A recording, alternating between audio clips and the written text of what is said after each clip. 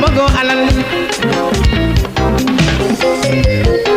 asalaamaaleykum ñu ngi nuyu auditeurs yi nga xamante ni saa su nekk ñooy ànd ak rajo bi di Rewmi FM Dakar 97.5 rawatina seen émission sociale toute la ville en parle samedi bu jot 10h jàpp 11h ngeen ci ànd ak Ndeye Comba Moreau tey ji seen émission sociale toute la ville en parle fas yéene waxtaane ab thème d'actualité di li nga xamante ne rek moom mooy inondation yi nga xamante ne actuellement askan wu bare bari ñu ngi koy dund file ci Ndakaaru ak tamit fépp ci Sénégal ba tax na tey ji ñu bëgg ci amal taxaw seetlu waxtaane inondation yooyu le lan moo ko daal di waral lan mooy conséquence waaye tamit lan mooy solution bi ngir bu tawatee jafe-jafe yi nga xamante ni ñenn ci askan wi actuellement ñu ngi koy jànkonteel ñu bañati ko am ñu fas yéene ko waxtaane ak kile di Mamadou Niang nekk géographe nekk tamit environnementaliste ñu koy nuyu di ko dalal jàmm.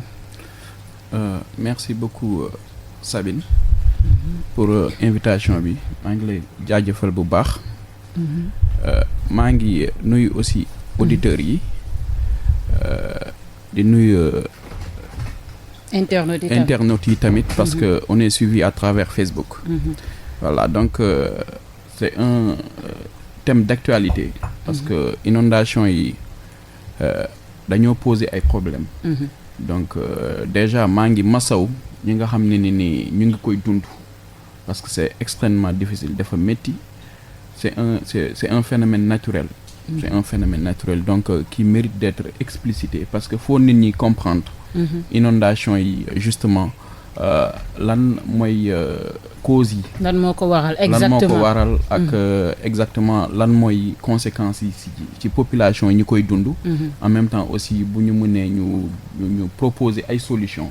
Pour que nit ñi ñu mën a xam ne ni c'est pas un problème insurmontable justement. Voilà tey jii bala ñuy ñëw sax ci sujet bi dinañ la laaj taw 5 septembre jàpp 6 ci la inondation yu métti am fii ci Dakar. ak tamit pratiquement fépp ci Sénégal gis nañ Thiès est touché Kaolack également ak région yu bare bari mais déjà yow dañ lay laaj sax xalaat.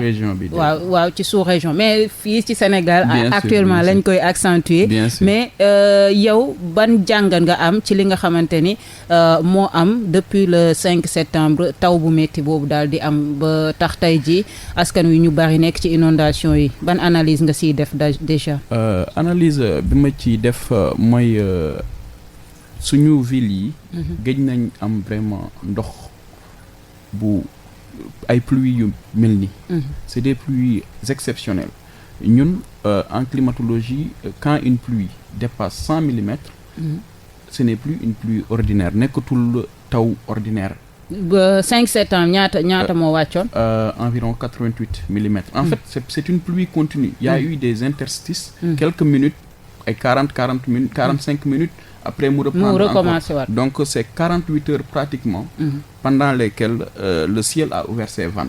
Parce qu'à un moment da doon taw ba nga ne sewet na. Voilà mu def quelques minutes après mu reprendre. Voilà donc environ 88 millimètres pour déjà les premières mesures. Les premières estimations. yi nga xam ne nii c'est au niveau des stations de Dakar ici même. En même temps aussi am na ay stations par exemple fu mel ni Sébikotane ñoom ils ont reçu plus de 120 millimètres. Donc de pluie.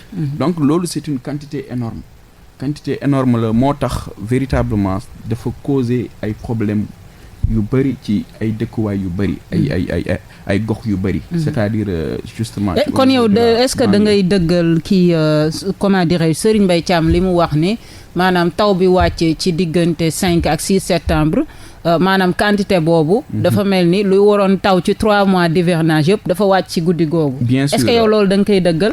Bien sûr xam nga. est-ce que loolu tamit xel mën na ko nangu. Bien sûr en fait xam nga hivernage. C'est étalé sur une période de 3 pratiquement à 4 mois. 3 mois au Sénégal. 3 à 4 mois. Parce que y a des zones boo xoolee selon un gradient nord-sud boo gisee boo quitter sud. di dem vers le nord. Plus tu montes plus la période de l'hivernage dafa raccourcir. Donc boo xoolee vers la Casamance. Eux, ils ont pratiquement 5 mois d'hivernage, pratiquement. Kédougou, Casamance, c'est des zones où day taw bu baax. Ils ont plus d'1 mètre de pluie chaque année. Donc, boo ñëwee jusqu'aux régions du centre, ay Kaolack, foofu tamit dafay taw bu baax nga continuer jusqu'au nord en passant par Dakar Thiès jusqu'à Saint-Louis foofu tamit tu sens que pluie bi mu ngi wàññeeku parce que y a un processus d'installation de l'hivernage et y a un processus de retrait de l'hivernage léegi le ministre Serigne Mbaye Thiam lu mu wax aussi dëgg la parce que boo xoolee un hivernage modéré étalé sur 3 mois qui véritablement est un hivernage qualifié de normal en fait dafa am ay quantité de pluie yu war a taw donc quantité de pluie yooyu bu ñu ko dépasser automatiquement on n'est plus dans un cycle normal on est dans un cycle véritablement exceptionnel te loolu mooy occasionner souvent inondation yi et effectivement le ministre a raison parce que pluie yu taw en moins de 48 heures ci Dakar et environ boo defee cumul bi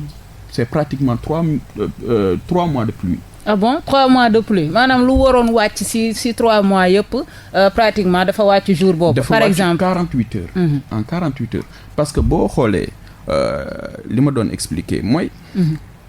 Par exemple boo xoolee ñun dañuy def des études sur l'hivernage. Le début de l'hivernage les jours pluvieux dañ koy compter. day am ay pauses parfois après pluie bi reprendre mais. Souvent les quantités de pluie n'excèdent guère les 50 millimètres. Donc 50 millimètres yooyu noonu. bu tawee tey 50. millimètres mu toog 4 jours mu tawaat 50 millimètres. Déjà c'est déjà bien parce que ça permet au sol de respirer en même temps d'infiltrer l'eau am na temps am na répit mais bu amulee répit c'est-à-dire muy taw ciel bi ubbi ay vanam en moins de 48 heures tu reçois une telle quantité d'eau effectivement ça va se faire sentir. Ça pose problème donc loolu lu mu wax en fait ñenn ñi mënuñu ko comprendre am na ñu bëri d'accorduñ ci ak moom non loolu dëgg la c'est des pluies exceptionnelles dañuy jàpp ni dafa wax waxi politicien rek pour expliquer du wax politicien c'est techniquement explicable et c'est admissible aussi ñun du point de vue technique on sait véritablement que plus de 100 millimètres de pluie sur une ville comme Dakar où Dakar se situe entre les isoyettes mooy les lignes une ligne qui relie des points d'égale précipitation isoyette 400 lañ nekk Dakar donc normalement on doit recevoir 400 millimètres de pluie en moyenne si les 3 mois. Non, pas sur les 3 mois, c'est-à-dire sur toute la durée de l'hivernage. Donc, quand on reçoit plus de 100 millimètres au niveau de certaines stations, en 48 heures, ça effectivement, c'est une pluie qui aurait pu tomber modérément pendant 3 mois. Léegi lan mooy expliquer Mamadou Niang le fait que comme par exemple dañuy gis fu mel ni région Kaolack dafay taw dañuy gis ay Kédougou Tamba dafay taw hivernage bi mais dañu gis ni région yooyu moo gën a tàng ci Sénégal lan moo ko expliquer je pense que loolu c'est des facteurs climatiques locaux waaw donc facteurs climatiques locaux Dakar déjà c'est un climat influencé par la mer fii en fait c'est un climat qui est très en relation avec la présence du milieu marin. C'est-à-dire il y a beaucoup de vent qui quittent la mer pour aller vers le continent. Vous comprenez? Donc c'est l'alizé maritime. Alizé maritime boobu moom mooy brasser côte bi yëpp moo tax au niveau de la côte il fait un peu frais. Mais au fur et à mesure que tu avances à Mbour, tu continues vers Fatick. Automatiquement tu ressens que une fois que tu vas en profondeur à l'hinterland, tu ressens vraiment de la chaleur parce que là-bas c'est un autre vent qui souffle là-bas.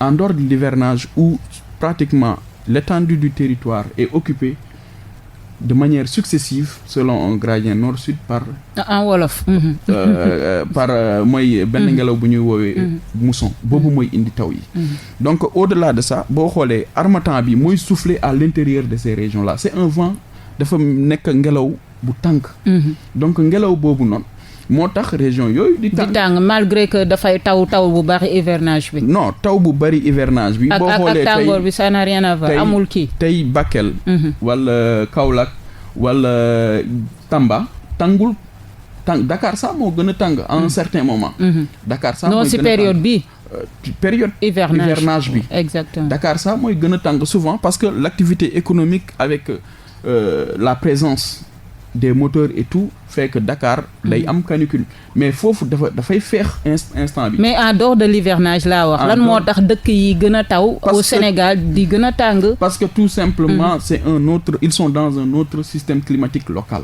D'accord. Système climatique local boobu mooy Dakar est influencé par la mer. par l'océan. Tandis que ñoom amuñu loolu. Océan day absorber chaleur.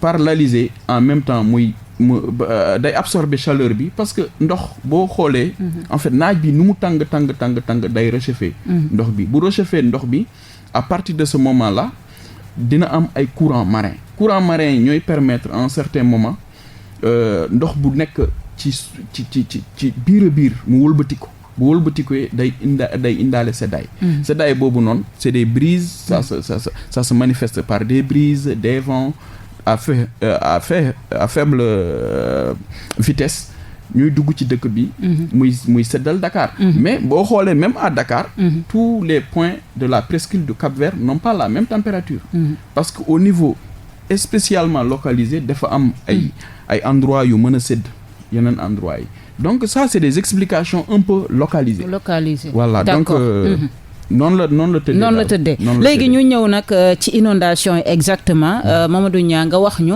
lan moo waral parce que nekkul loo xam ne ci régime Macky Sall la wala Abdoulaye Wade la wala kii inondation yàgg na fii Sénégal bien sûr lan mooy cause yi exactement lan mooy andi su tawee ndox mi tak bañ a dem askan wu bari di sonn di souffrir comme c'est le cas actuellement lan moo koy andi xam nga pour nga mën a comprendre inondation yi fii ci Sénégal il est important que nga comprendre le processus même de l'urbanisation fii ci Ndakaaru ak yeneen villes yi parce que boo xoolee vulnérabilité des villes de la ville de Dakar particulièrement est liée à plusieurs facteurs d'abord dafa am ay facteurs anthropiques mooy c'est-à-dire ñun nit ñi ñooy approprier wu espace bi di ko socialiser occupation des sols et socialisation de l'espace donc ci loolu noonu dafa am souvent ay règles ak ay normes yu ñu dul respecter loolu moo waral souvent l'environnement aussi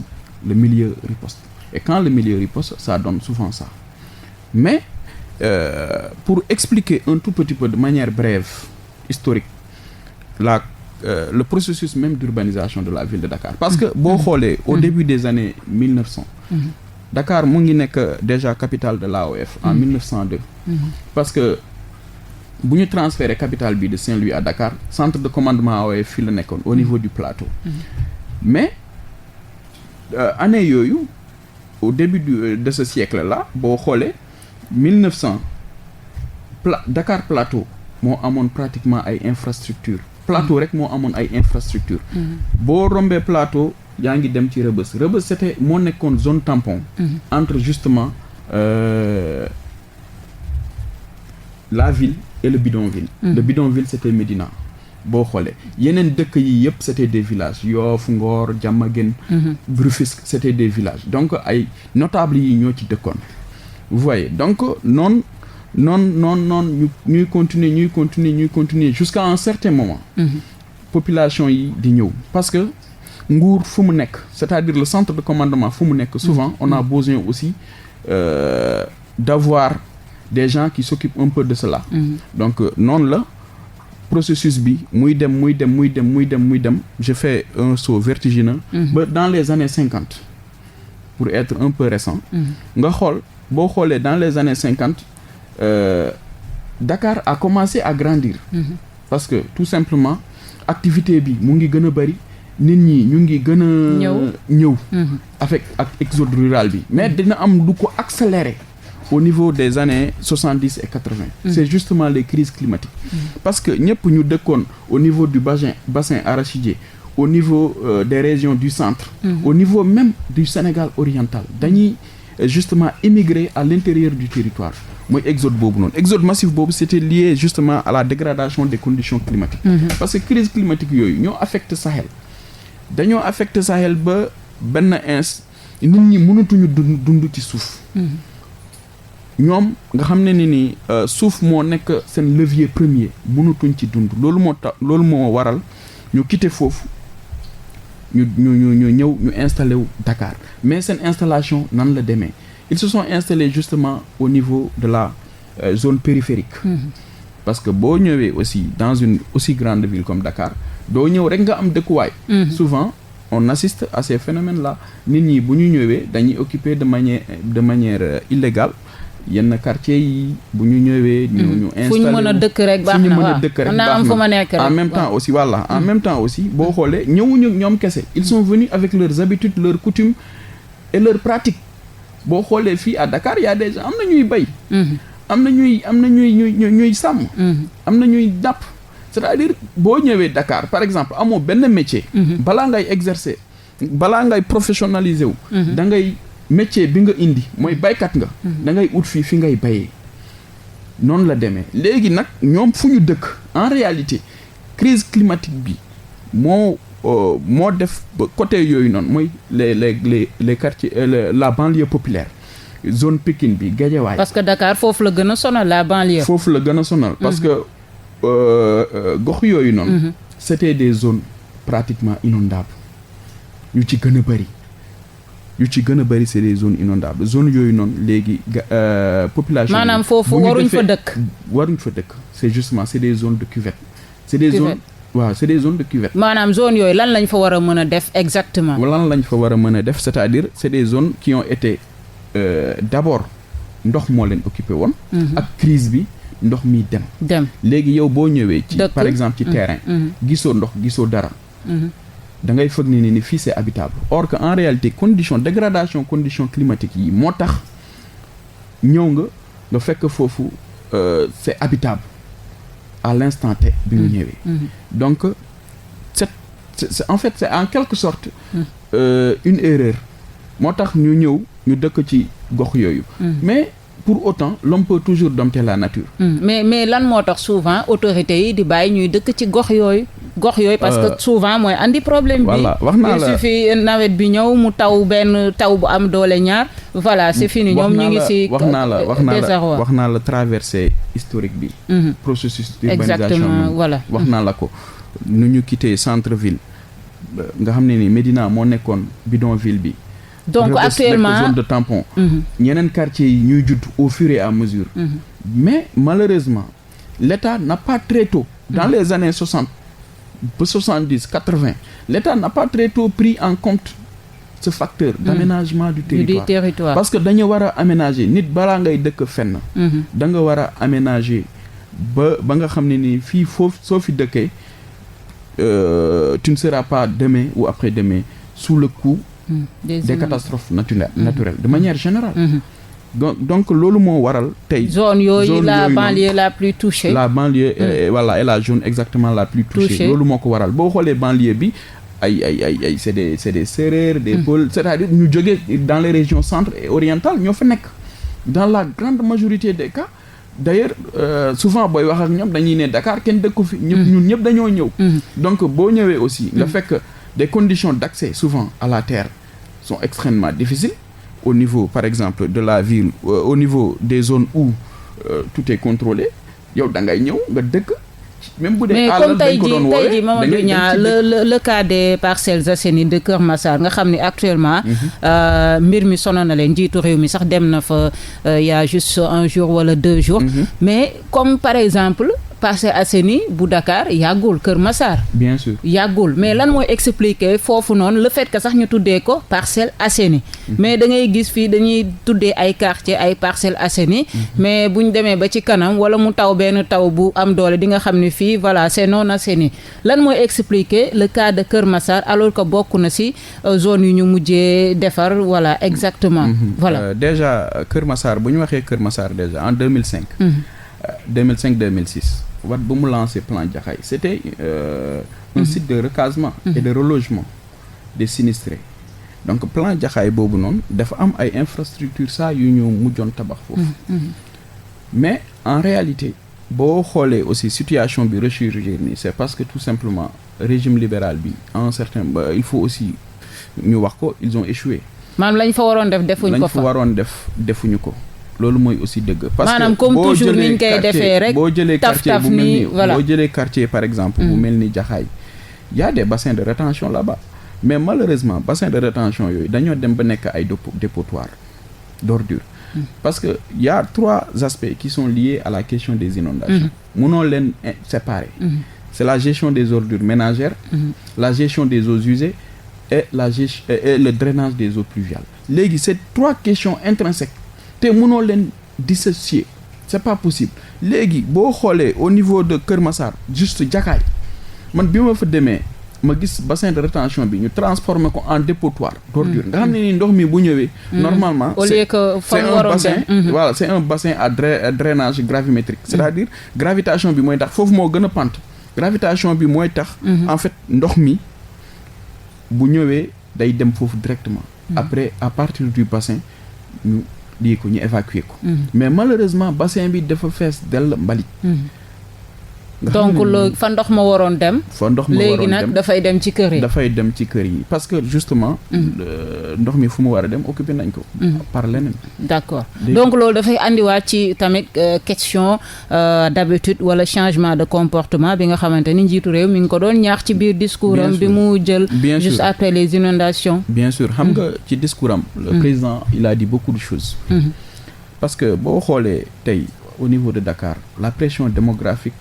a entraîné une pression foncière ñëpp dañoo bëgg terrain et ceux qui justement vendent les terrains ne tiennent pas compte souvent de certaines réalités nit ñi aussi les populations aussi souvent à faible revenu ñoom moins cher la ñuy ut du ñu xool terrain bi maa ngi koy jënd est-ce que baax na est-ce que baax non boo ak nawet bu ma fekkee tamit voilà est-ce que nawet parfois sax dañuy xam ni fii su ma fi nawet bi fekkee voilà si mais danañ fa dëkk mais dañ koy jënd parce que c'est moins cher c'est accessible à eux donc loolu li président de la République wax dëgg la zone c'est des zones de non aedificandi yi kenn waru ci dëkk mais tamit bu fekkee dafa wax loolu dañ ko war a tere maire yi comme li mu waxee maire yi nañu arrêté autorisation yi ci zone de cuvette yi c'est-à-dire c'est une mesure qui doit être prise président wax na leen ko nañ arrêté c'est-à-dire zone yooyu noonu da ngay lor ñu koy jënd après parce que ñoom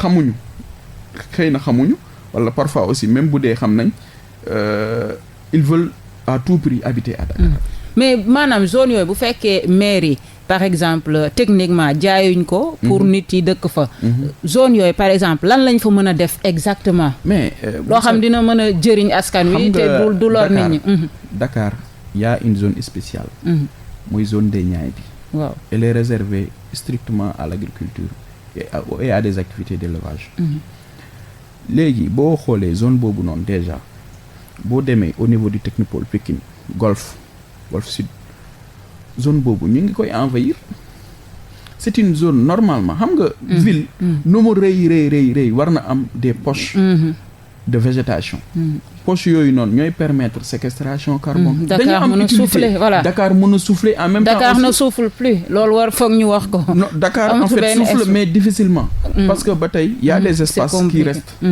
mais ñu ngi koy occuper imagine-toi il ne reste que 200 hectares des Niayes alors que c'était plus de 400 hectares loolu évolution boobu déjà c'est très dangereux une grande ville comme Dakar doit avoir des espaces naturels je ne dis même pas espace vert parce que espace vert ñun ñoo koy defar c'est grâce au ministère bu mel ni de l'aménagement et du cadre de vie de l'urbanisme et du cadre de vie ñoom ñooy defar espace vert yi mais espace naturel yi fii lañ ko fekk fii lañ ko war a bàyyi waruñu def pression ci ñoom parce que dafa nekk dëkkuwaay des oiseaux tu vois c'est des réserves ornithologiques boo demee technopole boo taxawee di xool tu verras beaucoup d'oiseaux des oiseaux rares même qui quittent parfois l'Europe qui quittent le parc de Djoudj donc loolu c'est important c'est pas parce que ñun les humains on doit habiter à Dakar à tout prix que nous devons quand même chercher les autres espèces de leur habitat naturel mais léegi comme Mamadou Niang par exemple bu ñu génnee ci zone cuvette yi banlieue bi et tout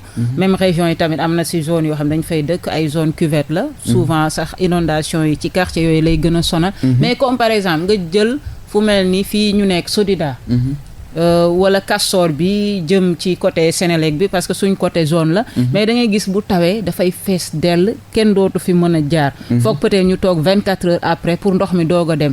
inondation boobu lan moo koy expliquer am na tamit yeneen quartier yoo xam ne ñu ngi fii.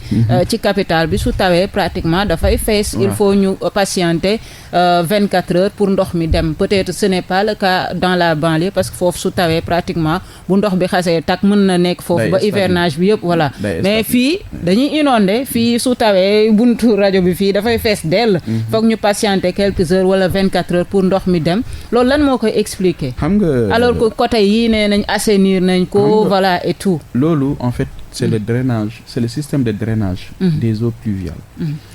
qui est saturé. boo xoolee fii bu tawee je ne pense pas.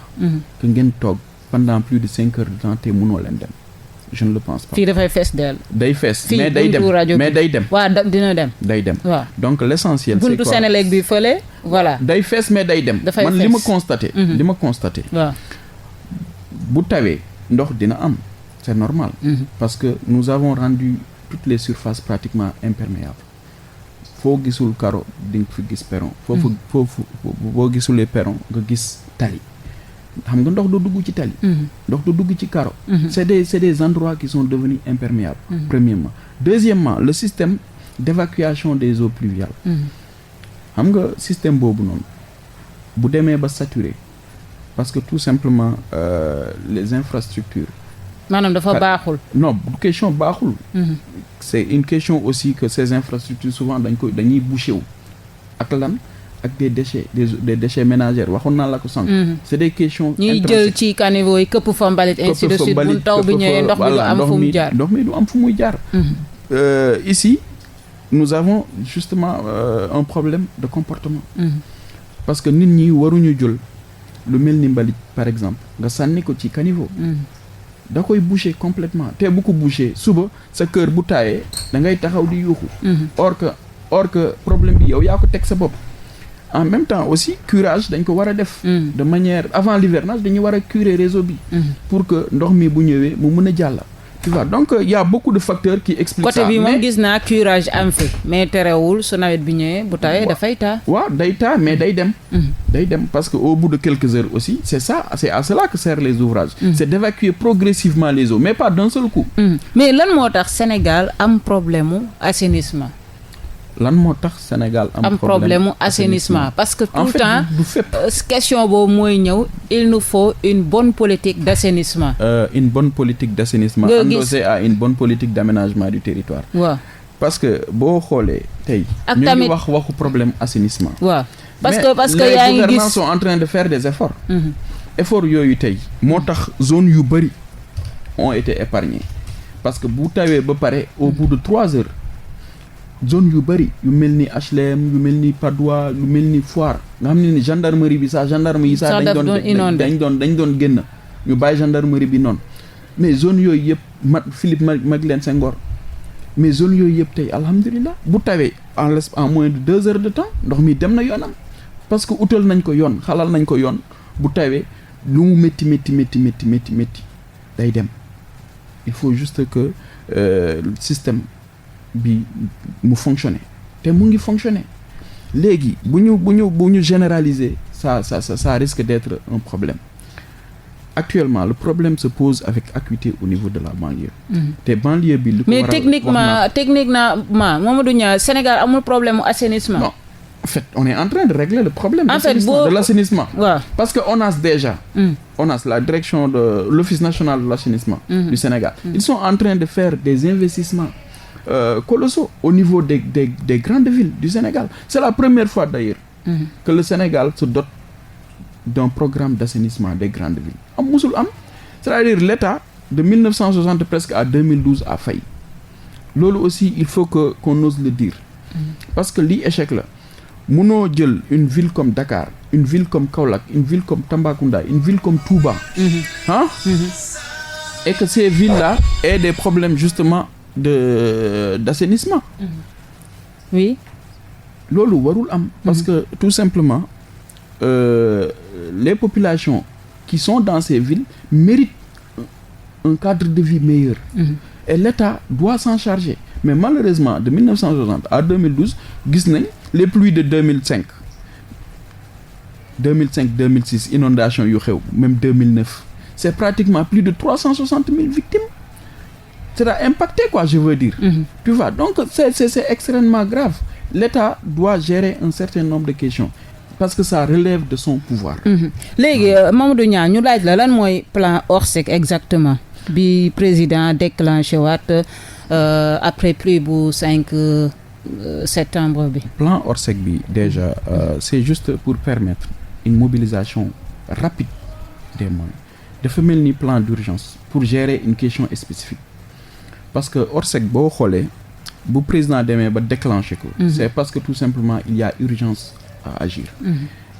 On doit mettre urgemment tous les moyens matériels. Motopompe yi mobiliser les moyens humains pour que justement population bi ñu mën a sentir ne ni véritablement l'État est en train de s'occuper du problème. Parce que le président daf ci injecter ay moyens. C'est une enveloppe de 10 milliards qu'il a justement mobilisé pour faire face à ces inondations qui sont dues aux pluies du 5 au 6 septembre. Tey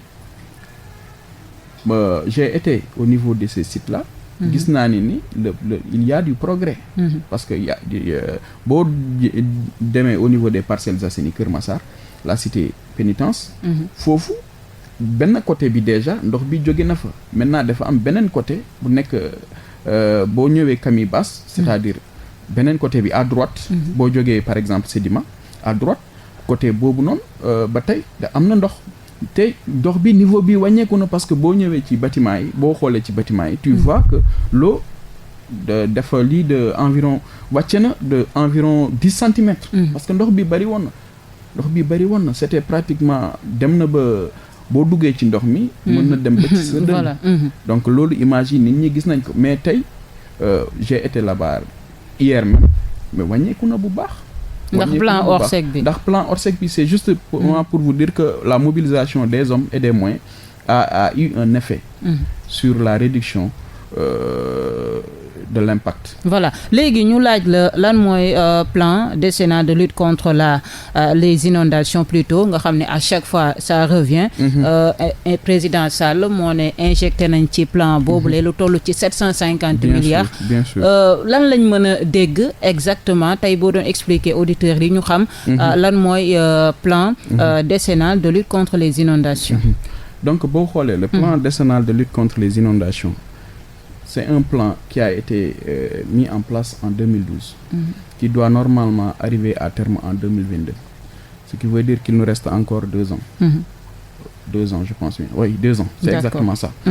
Il nous reste encore 2 ans pour justement arriver à bout du problème des inondations. Donc c'est un plan qui tourne autour de 786 milliards. Et ce plan a eu à réaliser un certain nombre d'infrastructures. Et c'est des infrastructures aujourd'hui qui ont permis justement à certaines zones qui étaient très impactées lors des dernières précipitations, lors des dernières pluies de 2005 jusqu'en 2009, d'être épargnées. Donc ce projet, ce plan décennal plutôt, a eu un impact significatif. Lolo, il ne faut même pas essayer de le nier. Maintenant ñu bari jàpp nañ ni 750 milliards il n'en demeure pas moins que président fu mu nekk nii laaj na ne nañ ko indil benn évaluation plan bi pour que ñu mën a eggali li ci des.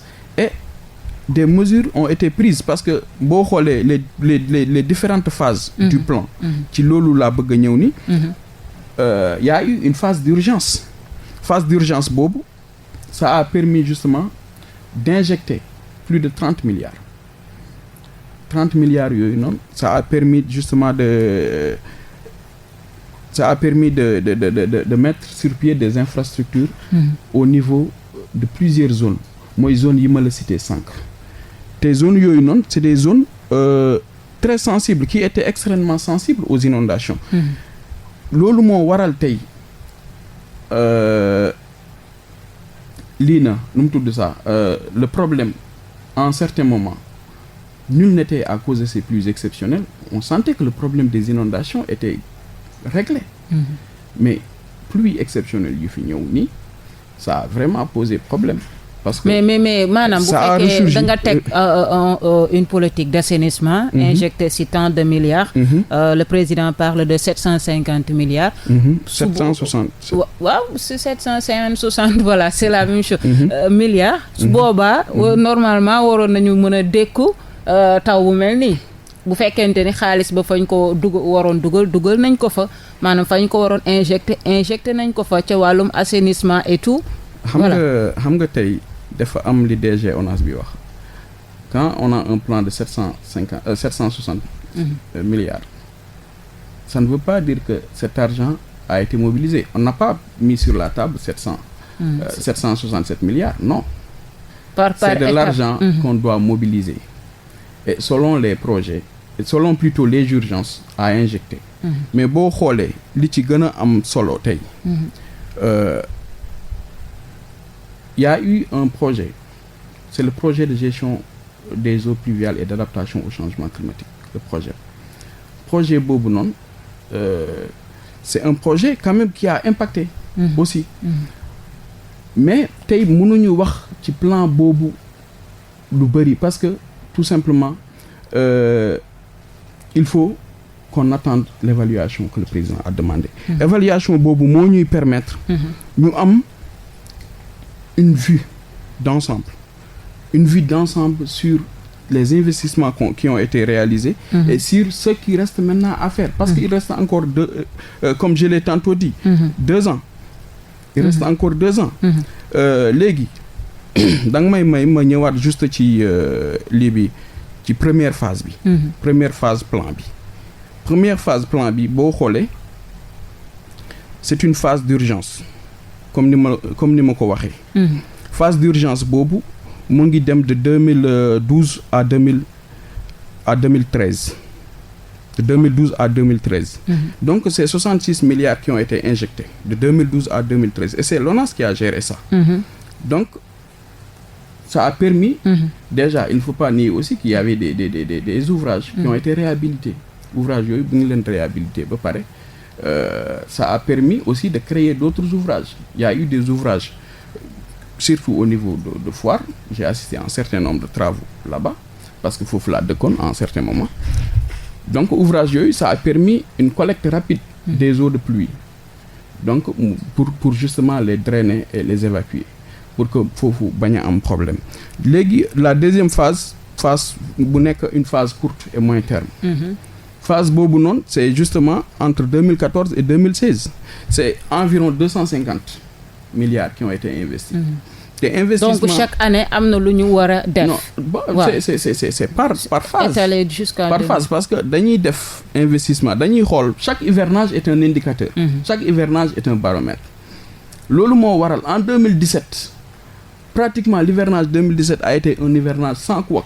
Malgré les importantes pluies. Parce qu'il y a eu, c'était un hivernage pluvieux, machallah, mais il n'y a pas eu d'inondation du tout.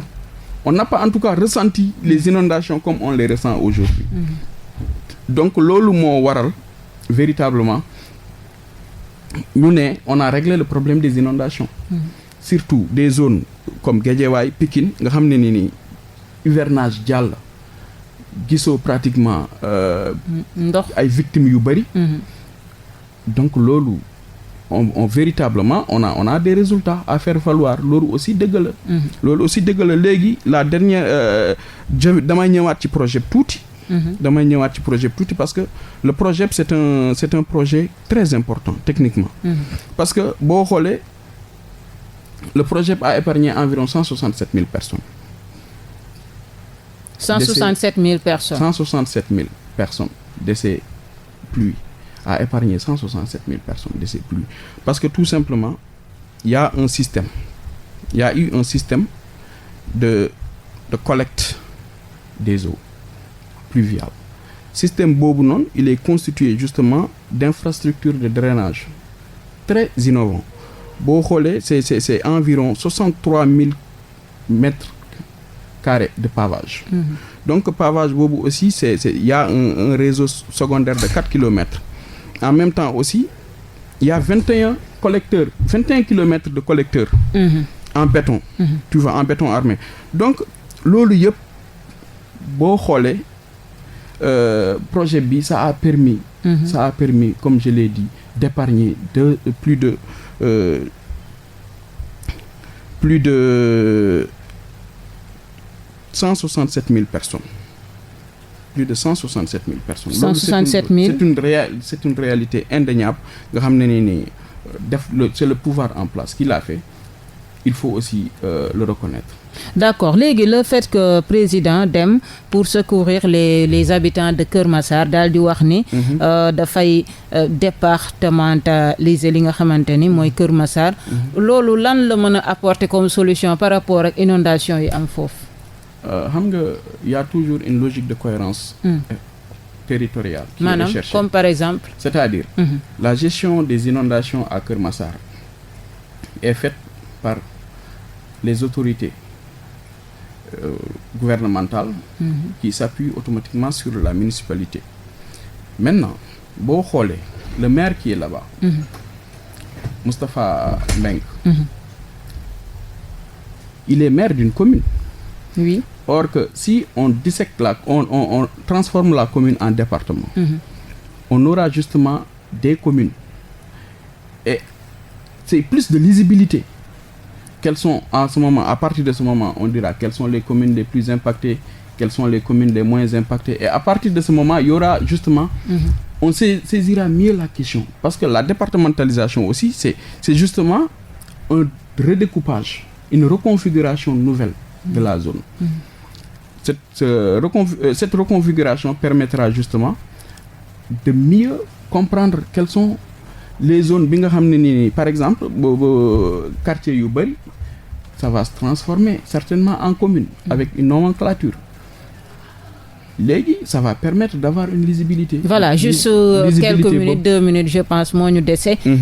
Pour yow lan mooy solution exactement juste en 2 minutes par rapport ak li nga xamante ni mooy inondation yi bu tawatee jafe-jafe yi nga xamante ni ñenn ci askan wi quartier yi ñu ngi koy am. mu bañatee am wala mu wàññeeku bu baax a baax pour yow lan mooy si solution techniquement. Solution yi techniquement c'est justement il faut améliorer le système de drainage des eaux pluviales. Ce qui est déjà en train d'être fait doit être amélioré. Amélioration boobu moo ñuy permettre bu tawaatee bu tawee plutôt ndox mi en moins de 3 heures de temps dinañ ko évacuer. Mais également li ma la wax rek les questions il y a 2 questions connexes c'est la question de la gestion des déchets ménagers et la question de l'assainissement des eaux usées. D'accord donc askan wi foog tamit ñu dugal ci seen loxo. faut ñu dugal ci seen loxo bañ di këpp mbalit yi di boucher caniveau yi fi affaire yi di voilà quoi. loolu yëpp c'est des problèmes justement que les populations peuvent s'éviter parce que boo ko defee ba pare ci yow lay ñëwaat. donc il faut véritablement que ñu beneen bi côté état bi. côté état wax naa la ko. il faut juste encore continuer le plan. Le décennal il faut continuer à investir dans le plan sur l'assainissement pour que le plan puisse véritablement mettre sur pied des infrastructures de drainage sophistiquées de drainage des eaux pluviales sophistiquées. Voilà ñu bàyyi la Mamadou Niang nga tàggatoo ak auditeurs yi ak suñu mbokk internautes yi. Donc d'abord maa ngi lay nuyu bu baax ci invitation bi. loolu laa njëkkee woon sax mais dama lay nuyuwaat parce que vous avez vraiment une ouverture d'esprit extraordinaire et maa ngi nuyu auditeurs yi aussi ceux qui nous écoutent surtout à travers hors du Sénégal à travers le net qui sont beaucoup à réagir aussi maa ngi leen di nuyu bu baax et di leen jaajëfal vraiment merci beaucoup. Voilà ñu koy remercier bu baax a baax Mamadou Niang xam-xama màcc wàllum géographie ak tamit environnement ñu doon waxtaanee lépp lu soxal inondation yi nga xamante ni actuellement problème la file ci Sénégal cause yi ak tamit lan moo ci solution ñu koy remercier bu baax a baax ci leeral yi nga xamante ni andi na ko ci suñuy laaj di remercier Mamadou Diallo bi nga xamante ni moo nekkoon ci technique bi Léon Paul Mendy ci réalisation bi di leen remercier yéen suñu auditeurs yi ànd ak ñun chaque samedi de 10h à 11h ak tamit internautes yi ñuy suivre souvent ci suñuy live Facebook kon di leen wax samedi prochain 10h jàpp 11h ci beneen émission beneen thème ak beneen invité jaa ngeen jëf. ngi koy jënd di may